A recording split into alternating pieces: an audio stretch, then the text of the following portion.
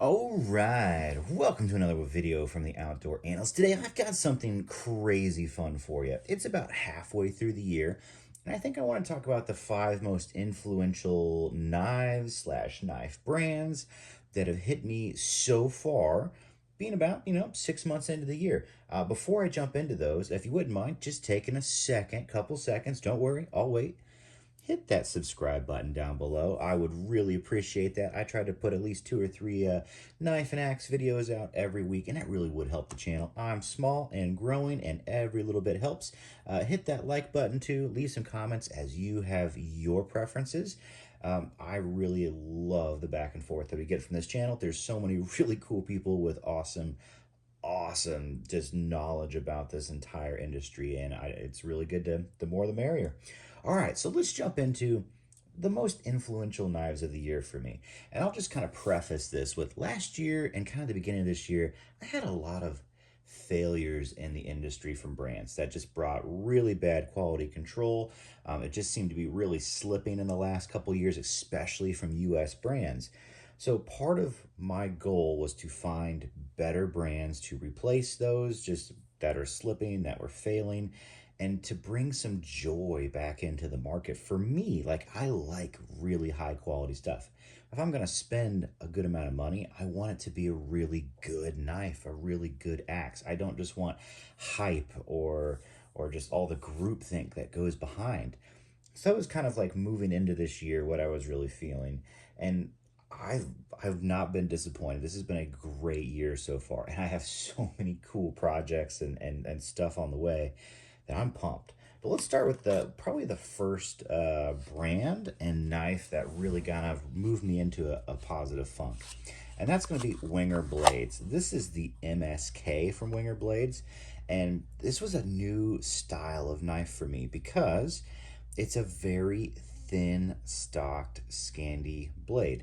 And I was able to take this on a really fun backpacking trip down in the Appalachia.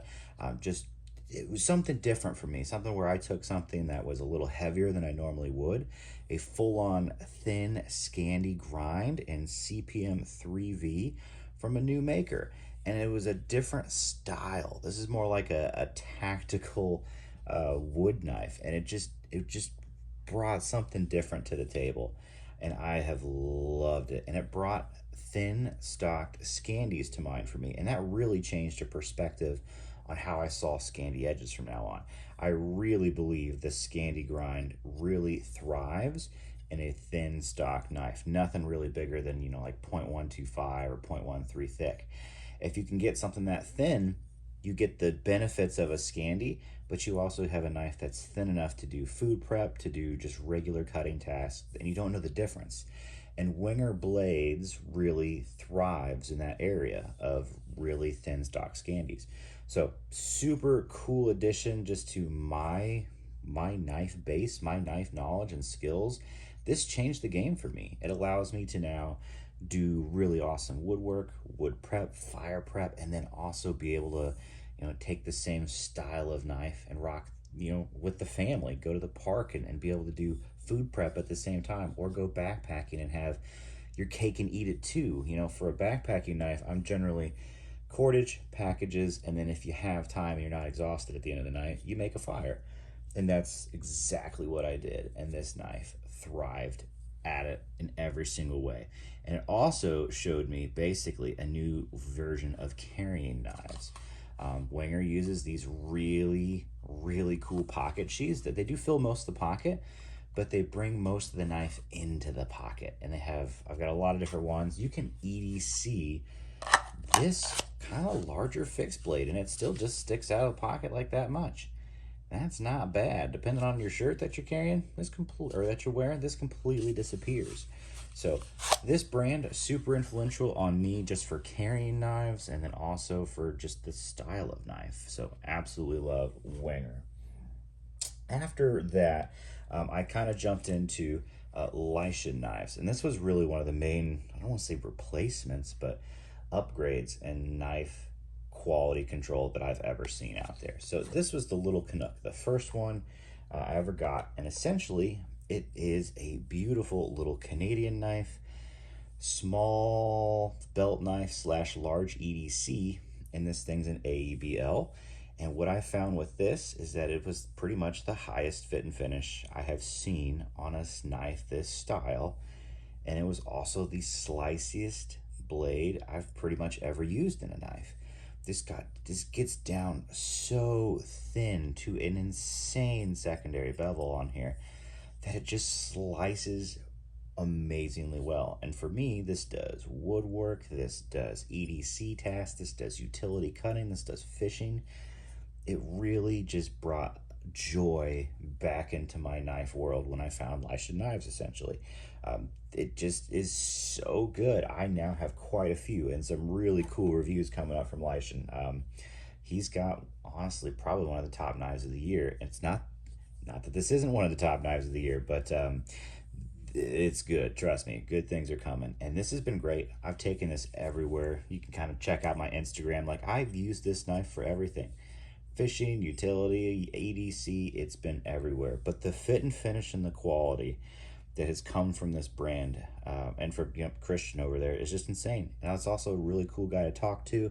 He's really open about his entire process on everything, and I really appreciate that. It's kind of a no BS, like someone who's obsessed with putting out quality work. How can you not love that? Like, how can you absolutely not love that? So knife number two, really, of the first half of this year, now the Lishan Canuck, and really just learning about Lishan Knives, the brand itself, has been one of the most positive things of the year. Now after that, I have to say probably the third most influential knife came from Exodus Knife and Tool. Now these are all made essentially by White River for the most part. This is the Adventure Craft. This is the smallest, most ridiculous knife I have ever used. And there's just no way around saying that. It's insane. But it's also changed my perspective on what you need a knife to do, how you need a knife to perform, and what it actually needs to be. The design language from Jacob B. Peterson over there is wild. He wants to essentially, I believe, create the thinnest profile, lightest profile knife, and a knife that just does the task. And he pretty much succeeded with the Adventure Craft, with the Jackalope. It's a pretty thick stock, but it also gets down to a very thin edge super fast. It's like a crazy wedge on here of S35VN. And I changed the handle scales out because I just wanted to something a little more fun, for around work, and and make it a little classier. But this knife, and also pretty darn grippy too. These scales are awesome. But I really just fell in love with this style. You don't need every single knife to be a hammer gripping knife. And I even had this conversation with Christian Leischen too. He's like, no, these are really meant for this grip. And they're really successful at these grips. You don't have to always hammer grip 100% of the time. And the same philosophy goes with pretty much all of Adventure Craft, all of the Exodus Knife and Tool knives right now, is that they're meant to be, used as a regular knife is. Not everything has to be hammer gripped. And it's just changed my perspective. You don't need a large knife. You can really do almost every knife task, from feather sticking to knocking out wasp nests. I've done tons of those with this knife, which is weird, but it's worked. It's just wild. It's wild how successful this design has been just in my EDC and my just normal knife carry. It's been very influential. It's changed how I look at a lot of knives, and I've loved it. I just absolutely loved it. I mean, it influenced me to kind of get, we have, Primitive Bear Blackwater. This knife is thin, it is small, it is slicey, and it really made a pretty big influence. It's just a little bit bigger than the Adventure Craft, and I've loved it. It's just a different style of knife. It's brought about a whole new way for me to think about knives, and it's just been awesome. Just been absolutely awesome. So Adventure Craft for the win. It's changed a lot of my perspective on what I need to carry. After that, I pretty much found a very good knife company. A very good knife company. Jacob down there, I believe in Georgia, is making handmade knives, stock removal, custom work, and probably has some of the best hand grinding fit and finish I've ever seen on larger knives. Just as an individual, he hand does everything himself. And, his hollow grinds are insanely good. This is the first strike from him. And I've had quite a few knives now from a very good knife company. The first strike, just this clip pointed, souped up buck 119 that I have just absolutely loved. And I've had a lot of knives from him come through and been working on, like from the Hawk, the Eagle, the Mantis, the Mustang, and they're good. And I have not found any brand that he just brings such great quality control, fit, and finish to really hard grinds.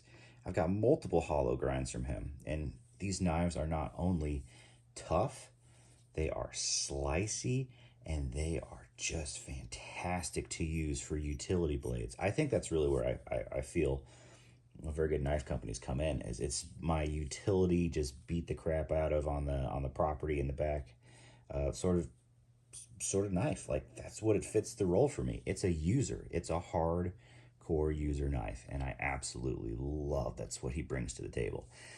And yeah, they're beautiful. Their fit and finish is great, but man, out of most knives, besides like Primitive Bear Knives and Very Good Knife Company, those are the two brands I want to just take out and beat up the most. And I absolutely love that. So yeah, number 4, Very Good Knife Company, just bringing in such fit and finish, and then such really tough, slicey blades. I love that. Even his tall stuff from an Eagle and the Hawk, there'll be these taller blades that are incredibly tough, but very slicey. It's a beautiful design language that he does. Yet again, very unique, very awesome. Absolutely love it. Now, the newest knife that's really brought in, or newest brand really, I've had multiple knives from it, and I didn't know which one to really bring out. But Work Tough Gear.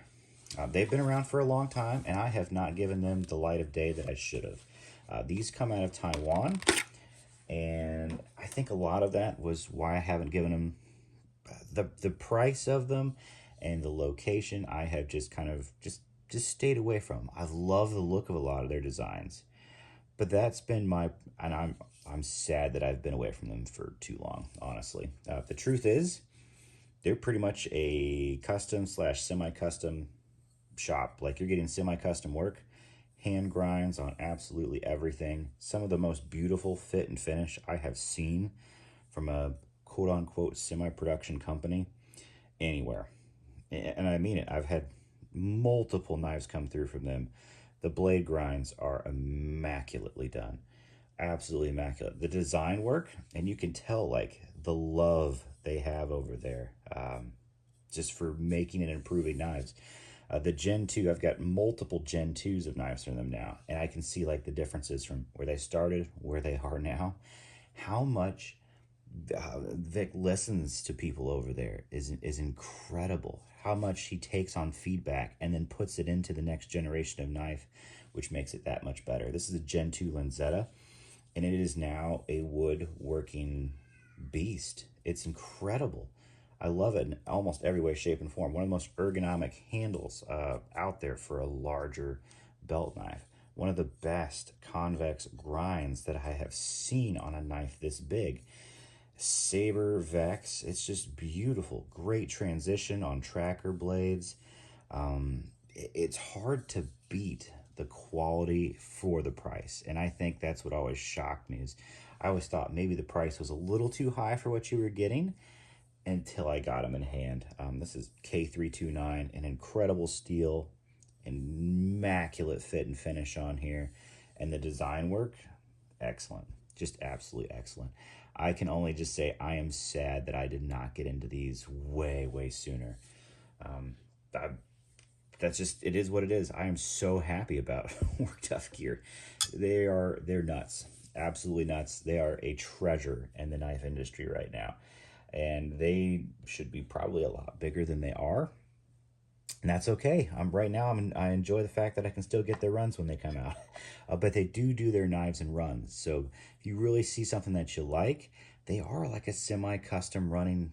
They're kind of a small shop when it comes to it, and they are basically semi-custom work coming out of there. It is incredible. So if there's something that you really like, man, I've had three big knives from these guys come through recently, and I have been nothing but impressed with the steel quality, the ergonomics, the design work. Just, man, thumbs up. Lots of cool reviews are coming for Work Tough gear. That is for sure.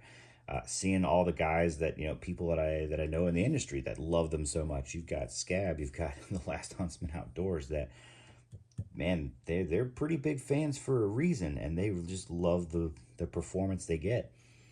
Man, they're spot on. They were spot on. I am late to the train on this, that's for sure. And I'm glad I'm here now. Big influence on me. Fun things to come for the for Work Tough gear, that's for sure. I can't wait to get my hands on more of their knives, honestly, at this point. So these are the five I think that have probably influenced me the most this year so far. There's so much more to come. I'm so excited.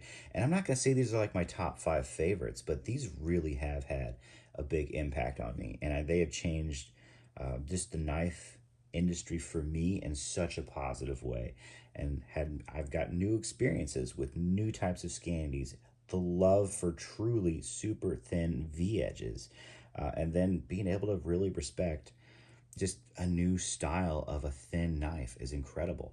Finding a brand that has immaculate fit and finish that can bring super thin, slicey hollow grinds that are still incredibly tough is just wild. How they do thin and slicey and tough is just amazing at a Very Good Knife Company. And then Work Tough Gear, bringing out some of the best large knives I've just ever laid hands on, with yet again incredible edges, just incredible slicey edges that not only just delimb trees like an absolute beast, but also allow you to go do fire prep like it's just a joke, like you're dealing with a tiny little knife. Man, it's just lovely. It's lovely what I've been able to experience this year so far. Can't wait for the next half of the year. Super excited. There's so many fun things happening. Comment down below. What do you think? Do you kind of get do you get the feels that I'm feeling off of these? Or is this something new to you? If it is, I suggest if any of these things are kind of new to you, give them a shot. There's just a new perspective on knives is a beautiful thing. The more I can learn about them, I love them. I am always growing as a user, as an enthusiast. Well, I guess I got to say collector on here too. But that it is what it is. And I'm just such a fan. So, hey, hit that like, hit the subscribe, comment down below. Let me know your thoughts on these five. And hey, what are kind of the most influential knives or things that you found this year in the knife market for you? Alrighty, I'll catch you on the next one.